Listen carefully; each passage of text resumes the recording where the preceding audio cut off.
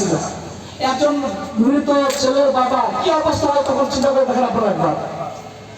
ওই দিন আমার ভাই চাষতো ভাই এখন যেসব ভাইয়েরা ছিল জানাজা দাফন সম্পন্ন করলো।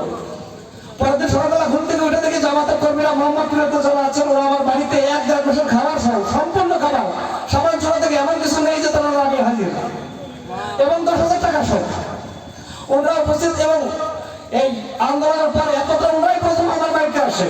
আমার মনে হয় পুরো বাংলাদেশে আমরা প্রত্যেকটা এরিয়ার ভিতরে ওরাই আগে যান। এবং তারপর ভাবলাম যে আমার কাছে টাকা পয়সা কি করে আমার ছেলের সৎকাজ করবো 7 দিন 10 দিন পরে, তো আমার ভাইয়েরা আমার সেটা সম্পূর্ণ করে। এটা শেষ না হতেই কেন্দ্রীয় নেতা গোলাম পরার সাহেব উনি বললেন যে প্রত্যেকটা শহীদ পরিবারকে 1 লক্ষ করে টাকা সাহায্য করা হবে। তো কদিন পর আমাদের ঢাকা মাগুরায় গেলাম। আপনার জামাত ইসলাম যা বলে তার চেয়েও বেশি কিছু করে। আমাদের 2 লক্ষ করে টাকা ছিল এবং আপনারা সবাই জানেন যে প্রত্যেকটা শহীদ পরিবারকে 2 লক্ষ করে টাকা দিয়েছে। কিন্তু না, আমার মনে হয় আমার কাছে 2,30,000 টাকা দিয়েছে সম্পূর্ণ। তো আমি একজন ভ্যান চালক, আমি রাস্তায় থাকি, উপজেলা পরিষদে থাকি, মুদিরগলিতেও থাকি এবং গ্রামগঞ্জে সব জায়গায় আপনারা যার দেখছি এখান থেকে মনে হচ্ছে যে 70-80% গ্রাম থেকে আসছেন। তো এই গ্রামের লোক অনেকেই জানেন, ভৈরব গ্রাম বলতে একটা কথা আছে। তো আমি সেখানেও যে ভ্যান চালায় শুনেছি যে বর্তমান অবস্থা কি।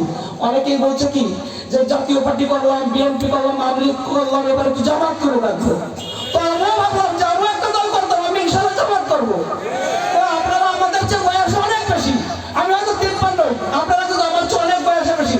তো আপনারা শেষ সময়টা ইনশাল্লাহ একটা জামাতে পড়বেন, ইনশাল্লাহ জামাত আমি আশা করি আপনারা বুঝতে পারছেন। এবং আমি সেদিন থেকে আমি মহিলা তালিমদের একটা ব্যবস্থা করেছি। 40 থেকে 50 জন মহিলা প্রতি রবিবার আমার ছিল সৌদি ছিল। সে প্রতি রবিবারে আমি আমার বাড়িতে তালিম চলে। আপনাদের মা বোনরা যাতে সেভাবে তালিম করতে পারে সেভাবে কিছু সাহায্য করবেন এবং আমার ছেলের জন্য দোয়া করবেন। আসসালামু আলাইকুম।